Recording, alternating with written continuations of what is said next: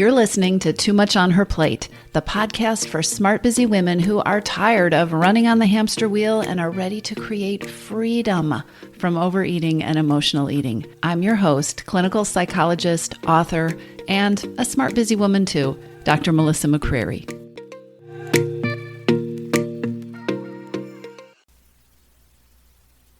Hey everybody.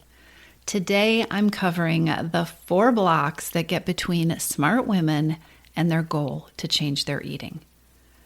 I want you to remember that when it comes to just about anything, but also when it comes to changing your eating, your brain is your most valuable asset.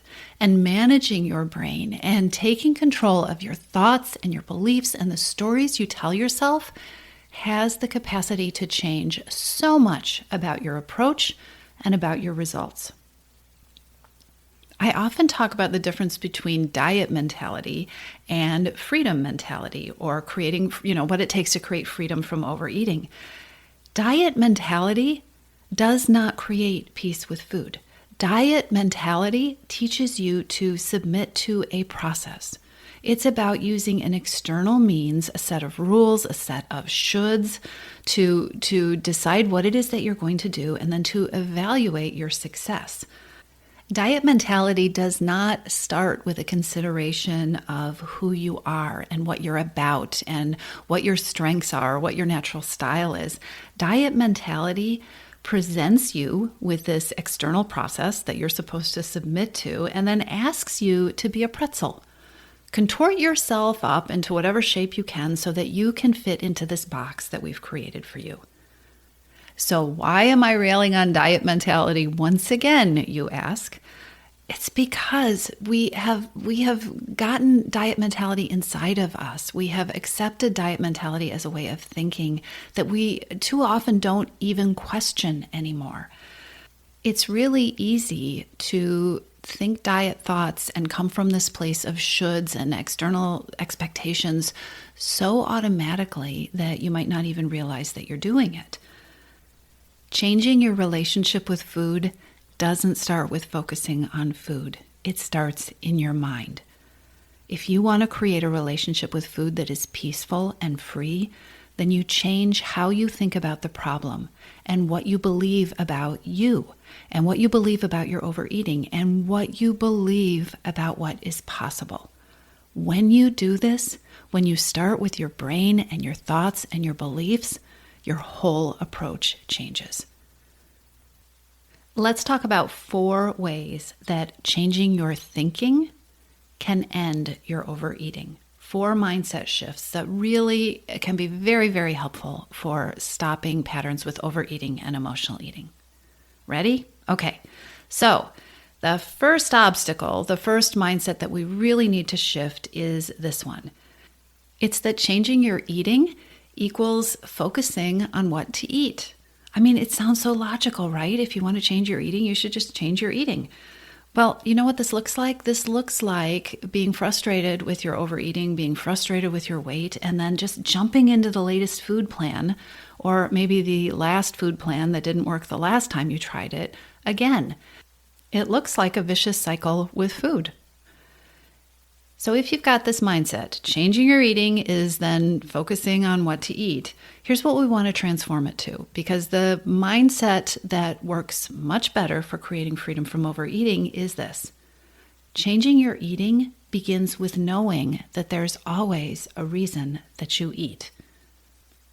In other words, stop blaming yourself for not sticking with that food plan you were focusing on and start noticing what you can discern about what the reasons are that you are reaching for something to eat when you're not hungry. Start looking for the reasons that you're overeating. Start looking for the reasons that emotional eating is happening. Just start acknowledging. It can be that simple. Just start acknowledging the reality that there is always a reason that you eat. Obstacle number 2, and that first one's going to come back again, of course, right? But obstacle number 2 is treating the reason or the triggers for your eating with disdain or self-judgment or just dismissing them entirely. So maybe you get to that place where you've made that first mindset shift and you're like, okay, yeah, of course, I'm stress eating, but I just need to knock it off, right? Or calling yourself names, deciding that you are overeating because really you're just lazy. You're treating those triggers with disdain and dismissing them when you just decide, well, so what? I'm just not going to do it. No more eating when I'm overwhelmed. No more grabbing junk when I'm too busy. No more. I'm just not going to be too busy to do that anymore, right?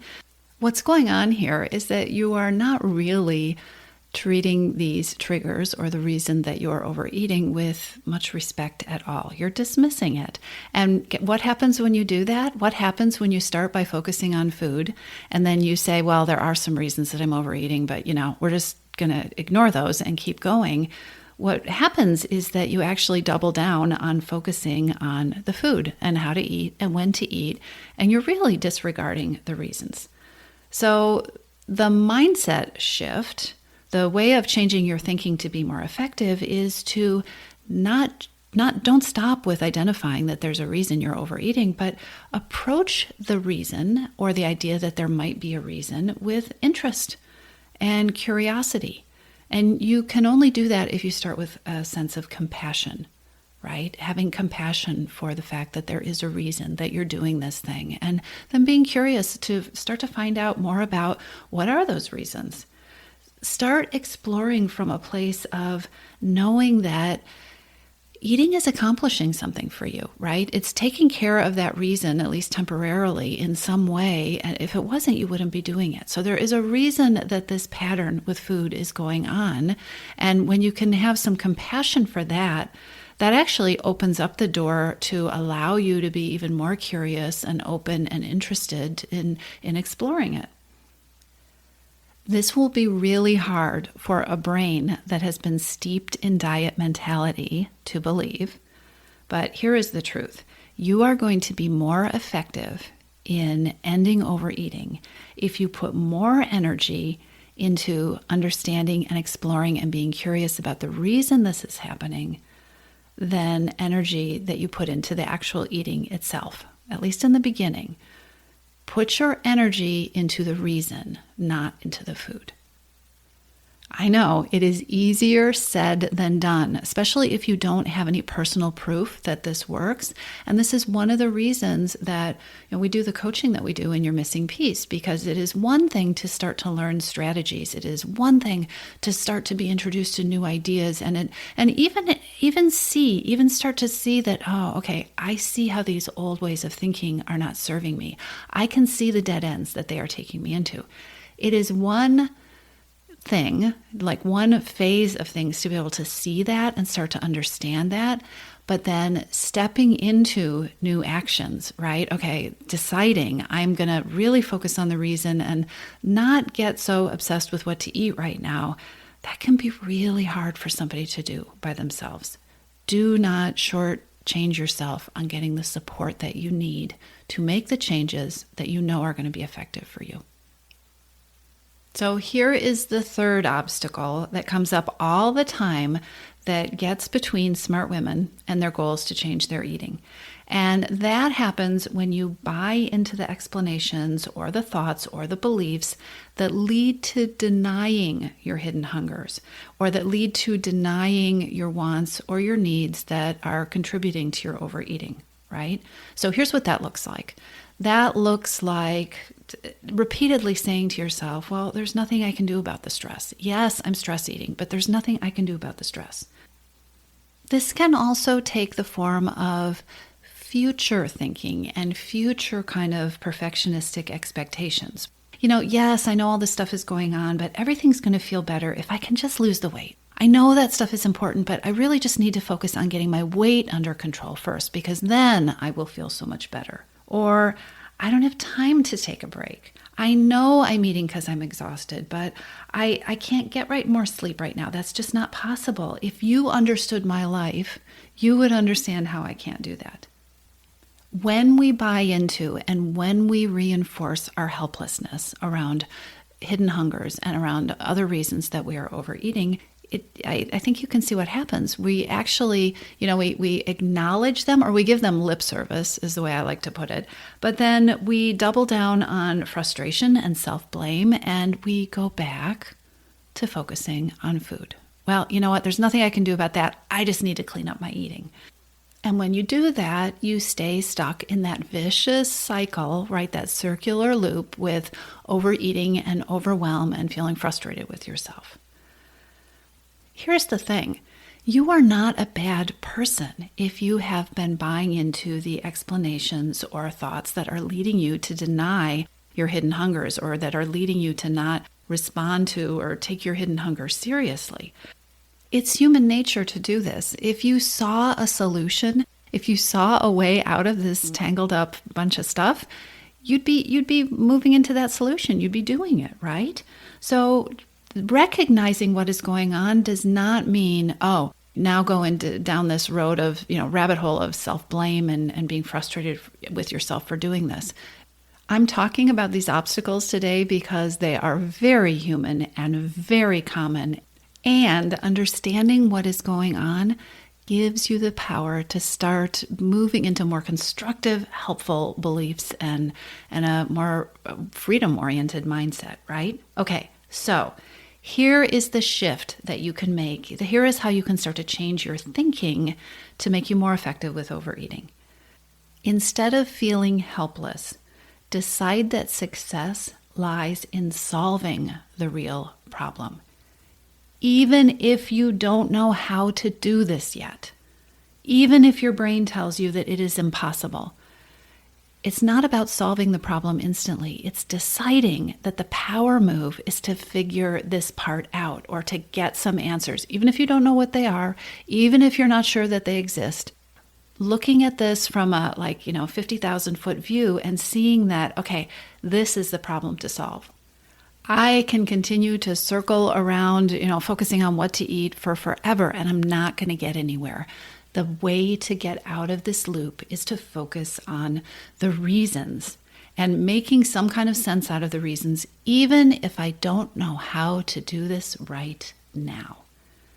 Here's what happens when you are able to make this shift in your mind. First of all, there is an openness, because if it's impossible, if it can't be fixed, if it's something you just need to ignore, it's like the book is closed. There is no room for growth. There is no room for learning. And by just making the shift that, wait, this is important, you are automatically going to be more open. Making this shift allows you to ask yourself some important questions. It allows you to not be entirely focused on what you don't know, the unfixable pieces of this problem. But once you start to open things up, you can put that over to one side, and you can also focus on what you do know about solving the problem, what you do know about what would be involved in a good solution, or what you do know about what isn't going to work. When you allow yourself to acknowledge that your success lies in solving the problem of the reasons, addressing the reasons that food has the power that it does, it allows you to start to look at and ask yourself about what it is that you need to be effective. Saying I can't solve this problem is a closed door. Starting to look at, okay, what would help me solve this impossible problem? It allows you to ask for help, bring help on board, right? Or seek out new skills or new strategies. The mindset shift from, of course I'm stuck, it's reasonable that I'm stuck, there's no way out of this mess, shifting into, well, here is the problem. Here are the reasons that I'm overeating, or here's what I know right now about the reasons that I'm overeating, and I don't know how to solve it, but this is the problem that needs to be solved. Making this shift alone allows you to shift from somebody who is helpless to somebody who can start to access all the strengths and capability that you use all day long in other areas of your life. I don't know you personally, probably, but I am willing to bet that you solve a lot of tough problems, and you've got a lot of resources that remain shut down and get further shut down every single time you tell yourself, this is an impossible problem to solve. Okay, The final obstacle that I want to talk about is one that a lot of women negotiate all the time and they don't even recognize. And that is having a perfectionistic, false belief that you can do it differently this time. No matter what has gone wrong in the past, this time, when you focus on the food, you're going to get it right this time. And when you get to your goal, everything's going to be changed. Everything is going to be good once you hit that number on the scale, once you succeed with that 30-day challenge, once you fit into your jeans again, right? You buy into the belief that once you lose the weight or once you eat a certain way, you're never going to have another bad day. You are going to love yourself more than you do now, and everything is going to magically work. I will tell you, I often ask people, okay, so once you reach the goal, how will you eat? What does maintenance look like on this food plan? And that's just focusing on the food. I'll also ask you, what are you going to do when you have another one of those really stressful periods at work? What are you going to do the next time that you have a period of boredom when boredom eating has always been an issue for you? What are you going to do instead of overeating at night? Diet mentality includes the sometimes hidden belief that if you just focus on the food perfectly enough, somehow all those other factors that have caused your overeating in the past, somehow all of those things will be resolved. And I think you and I both know it's totally not true. On top of which, the path you take to your destination, that's what the destination feels like. And so if you happen to achieve the goal that you have, if you happen to lose the weight you wanted to lose within diet mentality and by focusing solely on the food, you are going to end up at this destination where the only way to stay that way is to continue to be obsessed and solely focused on the food, while all this other stuff that, oh, by the way, tends to trigger overeating is swirling around unchecked all around you. So yes, there is a way to change your thinking that can allow you to be way more effective. And it doesn't sound very sexy, but it is so important. And that is to be honest and open and curious about the reasons that you have not been successful or that you've not met your goal in the past or that you've not stayed at your goal in the past. And by being open and curious and honest, I mean doing that in a place of self-compassion. Because what happens too often is that we look back at the pattern, or you look back at a failure that you had or something that didn't work out, and you get sucked into that belief of it being your fault. Or you get sucked into guilt and self-blame or name-calling or frustration. All things which shut you down and completely keep you from growing and completely keep you from being curious and inquisitive about what happened.